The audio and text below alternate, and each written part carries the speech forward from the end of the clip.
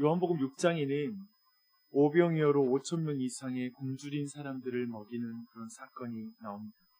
이 놀라운 기적을 경험한 사람들의 반응이 14절에 나오거든요. 한번 눈으로 보십시오. 이는 참으로 세상에 오실 그 선지자니라 라고 반응하게 되죠. 그들이 말하는 그 선지자는 바로 메시아를 말하는 것입니다.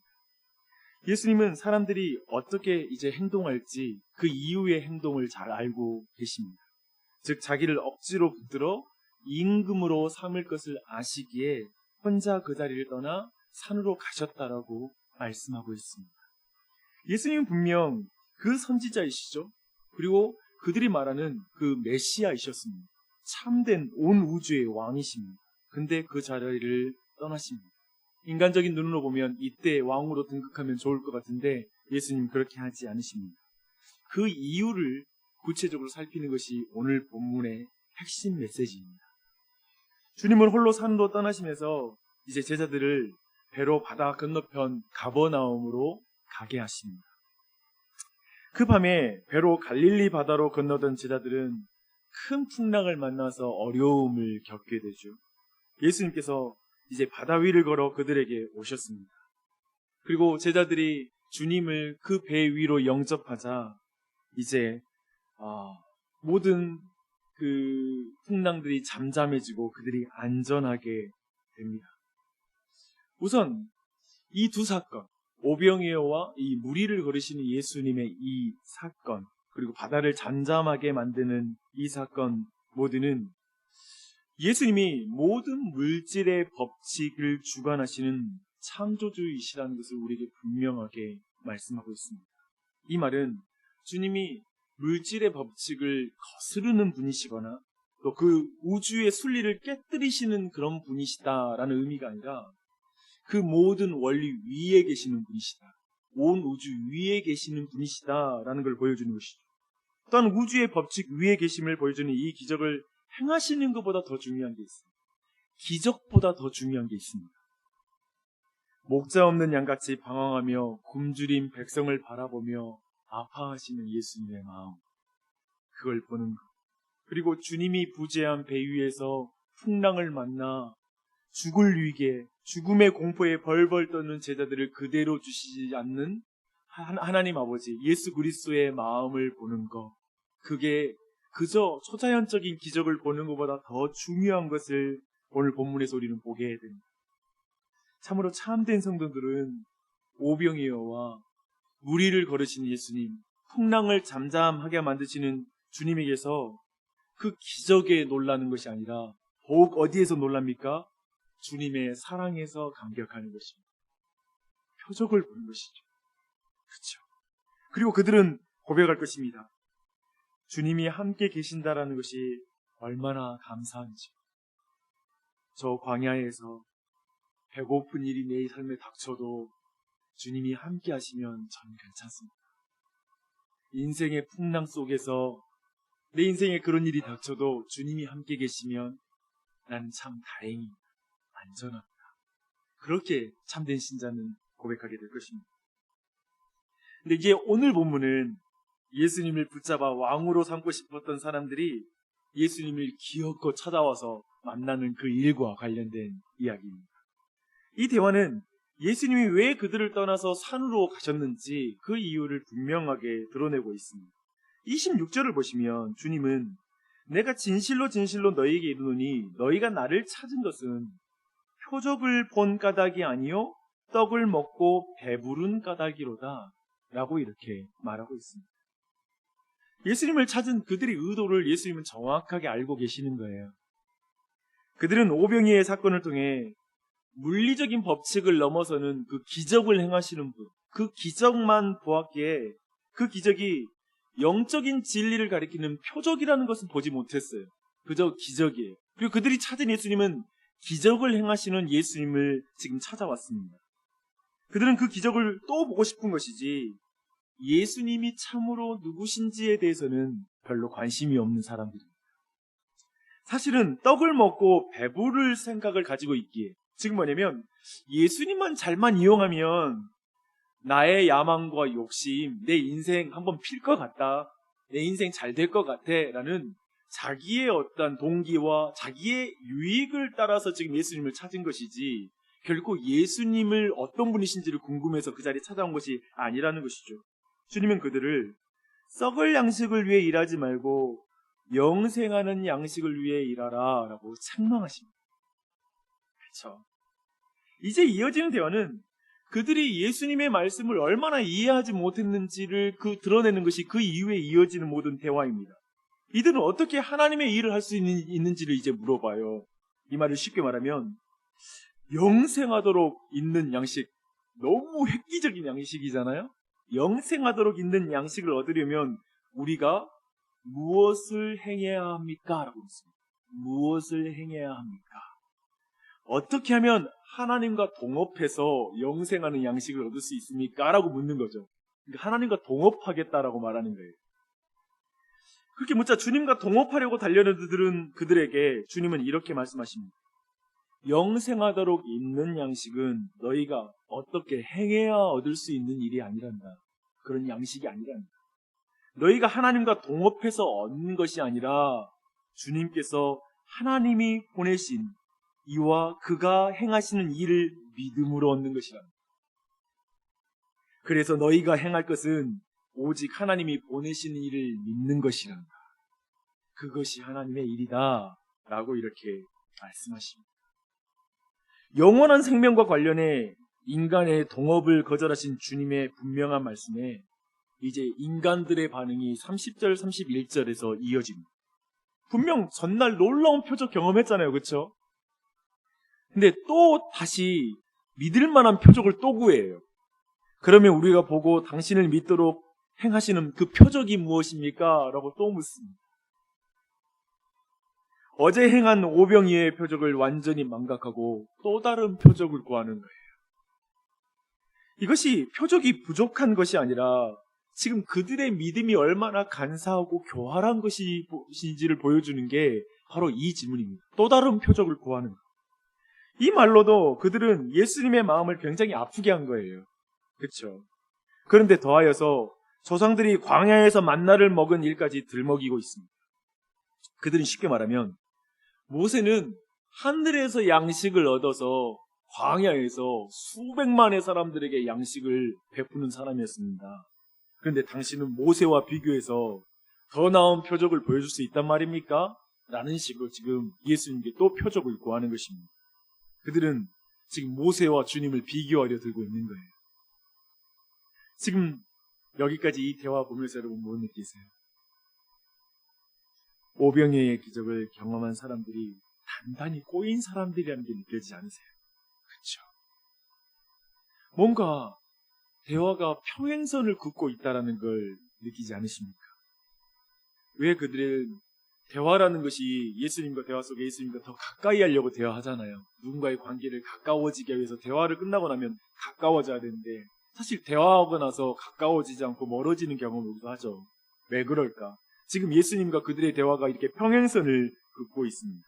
예수님은 바로 왜 그 대화가 평행선을 긋고 있는지를 분명히 말씀하십니다. 주님은 만나를 준 것은 모세가 아니라 하나님이라고 말씀하시면서 이제 예수님이 생명의 떡이신 주님이라고 말씀하십니다. 그리고 그들이 예수님을 생명의 떡으로 믿지 않기에 영생하게 하는 양식을 먹을 수 없다라고 말하고 있습니다. 41절과 42절을 한번 눈으로 읽어보십시오. 주님이 하나님의 아들이시고 하나님을 주시는 생명의 떡이신 것을 그들은 끝끝내 받아들이지 않아요. 예수님은 그들의 눈에 그냥 요셉의 아들 뿐이라는 거예요. 그러면서 수군거려요. 그저 사람일 뿐이에요.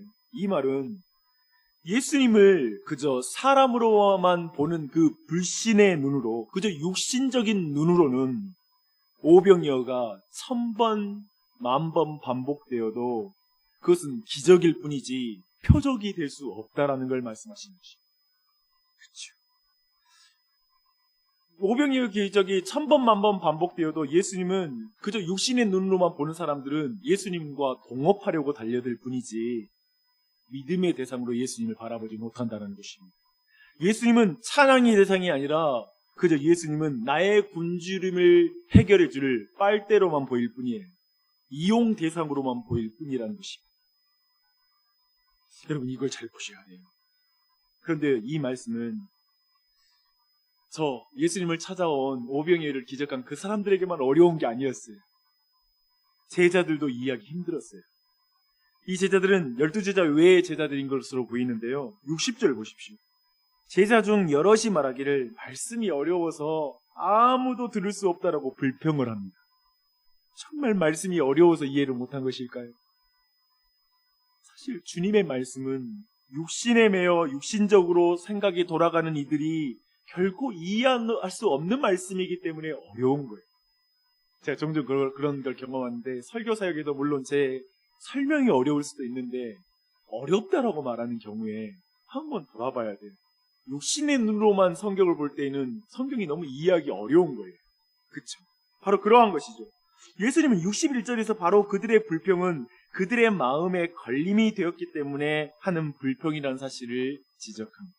사실 마음에 걸림이 되니까 어려운 거예요. 그 많던 사람들이 이 일로 주님을 떠나게 됩니다. 놀랍지 않으세요? 사실 오병이어 기적으로 사람들이 더 모여드는 게 맞는데 사실은 오병이어가 표적이 되었을 때 사람들이 많이 떠나게 되었어요. 이게 신기한 일이에요. 예수님이 먹고 살게 해주는 정도로만 이해된다면 인기가 좋은데 예수님이 우리의 삶에 좋은 길을 가르쳐주는 그런 윤리적인 선생님이 되면 예수님은 인기가 좋은데 예수 그리스도가 영생을 주는 양식이시다라고 말했을 때 많은 사람들이 예수님께 혀를 끌끌 차며 그리고 멀리 떠나게 됩니다. 시큰둥해집니다.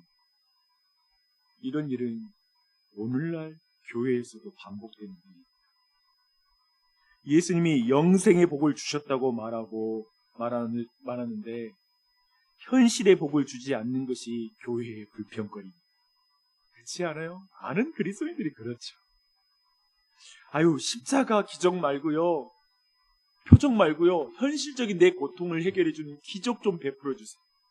현실적인 기적을 베풀어 주지 않는 이상 전 십자가의 사랑 못 믿겠어요. 라고 말하는 그리스도인들이 굉장히 많습니다. 그리고 말합니다.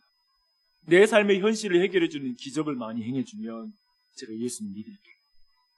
이번 문제만 해결해주면 제가 예수님 믿을게요. 라고 말합니다. 정말 기적이 부족한 것입니까? 아니면 그 마음에 걸림이 있는 것입니까? 이렇게 교회 안에 있지만 교회 안에도 평행선을 긋는 신앙인들이 되게 많아요. 수많은 기적, 말씀도 많이 들었죠. 예수님이 하시는 말씀도 많이 듣고 교육도 많이 받아요. 하지만 그 깊은 곳에 신앙이 평행선을 긋는 사람들이 되게 많더라고요. 심지어 떠나는 이들도 많습니다. 주님은 남은 12제자들에게 그리고 우리 모두에게 질문하세요. 너도 떠날래? 너도 떠날래? 이때 베드로가 대답합니다. 이 고백이 우리 모두의 고백이 되기를 바랍니다. 주여, 영생의 말씀이 여기 계십니다. 우리가 누구에게로 가오리까? 우리가 주는 하나님의 거룩한 자이신 줄 믿고 알았사옵나이다. 라고 말합니다. 주 안에 사랑하는 여러분, 욕심의 일을 도모하고 썩을 양식만 바라보고 살아가는 자는 결코 주님을 만날 수가 없습니다. 그리고 그분을 신실하게 따라갈 수도 없습니다. 또 영적인 일, 주님의 말씀을 깨달을 수가 없습니다. 그들은 한동안 따라갈 수 있어도 결국 자기들이 원하는 건 육신의 일이기 때문에 결국 주님을 떠나요. 아까 봤죠? 제자들 중에 불평해서 나중에 그들이 떠나거든요. 그들은 12제자는 아니에요. 하지만 예수님을 신실하게 따랐던 많은 사람들이 있었습니다. 그들은 결국은 떠납니다. 이해할 수 없는 말이라고 불평하며 떠납니다. 십자가를 통해 나를 향한 하나님의 사랑과 참된 양식을 맛보지 못하는 사람은 어떤 기적이 그에게 벌어져도 하나님의 참된 은혜는 맛볼 수가 없습니다. 근데 왜 많은 사람들이 오늘날의 생각해보면 왜 이렇게 많은 사람들이 교회 안에서 불만족스러운 것일까요? 오늘날의 교회 안에서 벌어지는 이런 일, 평행선을 긋는 신앙, 여전히 교회 안에도 불평이 많은 이 신앙이 많은 그 이유는 무엇입니까? 그렇다면 누가 그리스도를 따를 수 있습니까?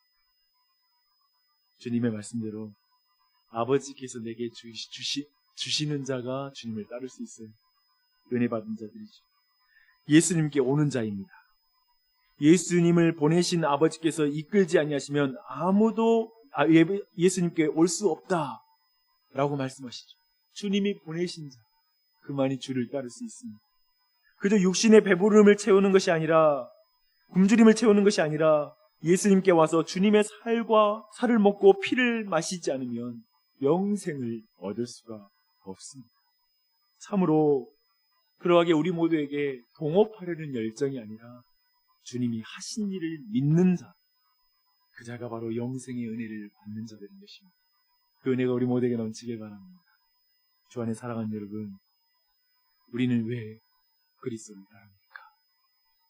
우리의 신앙의 주 관심사는 무엇입니까? 당신은 육적인 양식을 위해 사십니까? 영생하도록 사는 양식을 위해 살고 있습니다. 당신의 관심은 생명의 떡이신 그리스도이십니까? 아니면 썩어질 양식, 그저 세상에 잘 사는 것, 일신 잘 살고 아이들도 학벌 좋고 그냥 좋은 학벌과 그리고 좋은 직업 갖고 결혼 잘하고 아파트 한 채 마련해 주는 게 여러분의 인생의 목적이십니다. 무엇입니까? 사랑하는 여러분, 자꾸 그것에 대한, 자꾸 주님께 나를 사랑하는 증거를 더 주라고 하지 마시고 십자가를 바라보십시오. 좀 더 자신 안에 걸림돌이 있지 않는지를 돌아보십시오. 그리고 믿음이 부족하면 기도하십시오. 자녀들에게 믿음이 부족하면, 가족에게, 교회에 그 믿음이 없는 것 같으면 주여 저의 믿음이 부족합니다.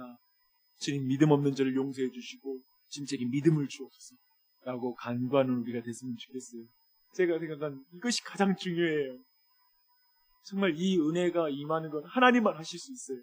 하나님 불러주지 않으면 아무도 변화될 수 없는데요, 부르면 안 변화될 사람도 없어요.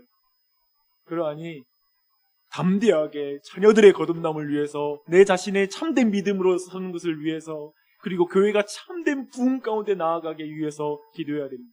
다음 주부터 시작될 60일 동안의 교회의 이 리빌딩 프로젝트는 정말 이걸 간구하는 거예요.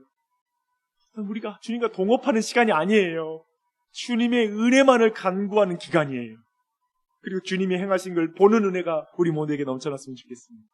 이 아침에 기도할 때도 큰 은혜, 성령님이 도우실 거예요. 주님이 도우신 걸 믿고 감사하며 기도하는 우리 모두가 되시기 바랍니다. 기도하시겠습니다.